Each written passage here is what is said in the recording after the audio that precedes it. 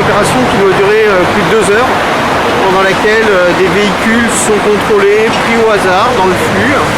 L'objectif, c'est un contrôle général avec contrôle d'alcoolémie, mais également contrôle de documents, contrôle d'équipements, notamment d'équipements de sécurité, par exemple les phares. On contrôle tout. L'objectif, c'est à la fois évidemment de réprimer les infractions, s'il y en a, mais également de prévenir, parce qu'on a une deuxième partie du contrôle où les intervenants de la sécurité routière informent et donnent des indications et des aides en matière de sécurité routière. Donc aujourd'hui, c'est à la fois répression, mais c'est aussi prévention, parce que la route, c'est un risque pour tout le monde. Et il faut qu'on partage ensemble ce risque et qu'on y trouve tous des solutions ensemble. Vous êtes inquiet pour ces fêtes de fin d'année, pour ces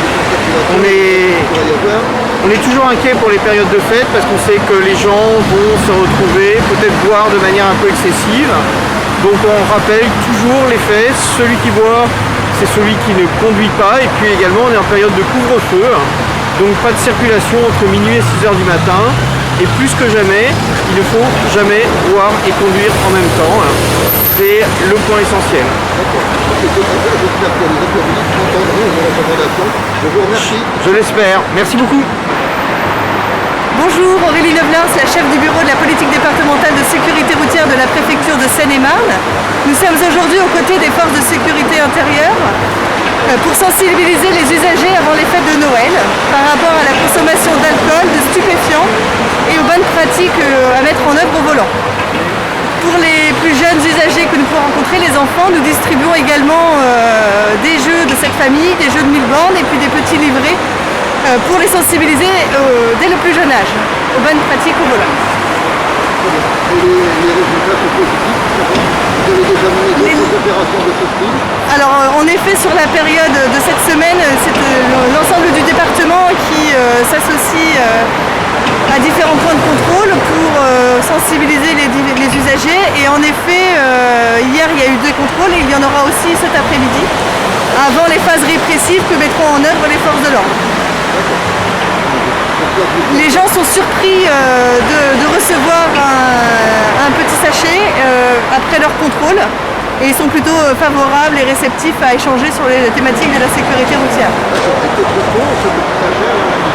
Alors dans ce petit sachet, vous trouverez de la documentation généraliste sur les bonnes pratiques concernant le téléphone, la ceinture, la préparation des voyages lors des longs trajets. Vous trouverez également un éthylotest pour pouvoir se tester si jamais ils devaient reprendre le volant après avoir bu. Et puis un stylo et un sac rétro-réfléchissant quand ils seront piétons. Bonjour, je suis intervenant départemental de la sécurité routière auprès du bureau sécurité routière de la préfecture de Seine-et-Marne. Donc je participe à des actions de sécurité routière comme celle d'aujourd'hui, donc en contrôle routier. Nous sensibilisons les automobilistes au port correct de la ceinture de sécurité, notamment pour les enfants. On s'aperçoit que malheureusement il y a beaucoup d'enfants qui sont très mal attachés. Le téléphone au volant, l'alcoolémie, les distances de sécurité, et puis d'autres interventions dans des forums seniors où on va rappeler les fondamentaux de la sécurité routière aux seniors, qui bien évidemment le permis est bien loin pour eux. Monsieur le sous-préfet, nous sommes sur une opération de contrôle routier qui a priori a plus un caractère informatif que répressif. Est-ce que vous pensez que cette opération pourra avoir une influence sur le comportement des usagers pour les nuits du 24-25 décembre et éventuellement du 31 janvier du 31 décembre au 1er janvier? D'abord, je voudrais dire que cette opération n'est pas seulement que préventive, parce qu'on est là aussi, la gendarmerie est là aussi pour réprimer les infractions flagrantes qu'elle constatera à la sécurité routière. Ensuite, oui, notre but, c'est de faire en sorte que les conducteurs prennent conscience des impératifs de sécurité routière en ces périodes de fête. La période étant très particulière, comme vous le savez, et notamment la soirée de demain, où l'absence de couvre-feu fait qu'il y aura beaucoup plus de circulation. Donc nous voulons délivrer un message de détermination des forces de l'ordre à faire en sorte qu'on puisse circuler en toute sécurité sur nos routes, sans alcoolémie et sans vitesse excessive. D'accord. Et l'opération d'aujourd'hui a montré que les usagers avaient quand même conscience des risques qu'ils prenaient dans cette période? La majorité des conducteurs ne doit pas être stigmatisée. Effectivement, ce sont des gens prudents. Il reste toujours cette marge qu'on essaie de réduire au maximum des chauffards qui mettent en péril non seulement leur vie, mais surtout la vie d'autrui. Et c'est ça qu'on veut vraiment, c'est contre cela que l'on veut vraiment lutter. Bonjour, donc je suis le capitaine Dufour, je suis le commandant second de l'escadron départemental de sécurité routière de la Seine-et-Marne. Actuellement, en partenariat avec la préfecture, on effectue aujourd'hui une opération de contrôle et de prévention à l'intention des automobilistes et conducteurs de roues motorisées. L'idée, elle est simple, c'est à la fois de contrôler les véhicules et leurs conducteurs, de vérifier qu'ils soient en mesure de conduire, que le véhicule soit en mesure de circuler sur le réseau routier, mais surtout de diffuser un message de prévention dans le cadre des fêtes de fin d'année à l'intention de tous les conducteurs de véhicules. À cet effet, on distribue un petit éthylotest chimique qui sera utilisable lors des fêtes, voire même plus tard, pour vérifier la capacité du conducteur à reprendre le volant après avoir fêté avec la famille et les amis. Vous avez une inquiétude particulière pour la soirée de demain et celle du 31 décembre? Alors pour la soirée de demain soir, nos collègues des compagnies vont évidemment sécuriser tous les lieux de culte et les magasins et grandes surfaces dans le cadre des fêtes. De notre côté, nous, unité de sécurité routière, nous sommes présents toute la nuit sur les routes pour permettre aux gens de pouvoir finir l'année en bonne forme.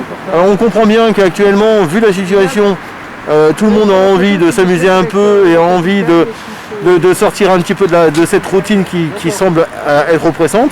Pour autant, il ne faut pas que les fêtes deviennent un carnage tel que on peut plus ou moins l'appréhender actuellement sur les routes de Seine-et-Marne dans zone gendarmerie. Nous avons une augmentation du nombre de tués. Qui est dû à des infractions à la vitesse ou à l'alcoolémie? Alors nous avons trois causes principales que nous pouvons sortir. Sont les conduites addictives, consommation de stupéfiants, consommation d'alcool.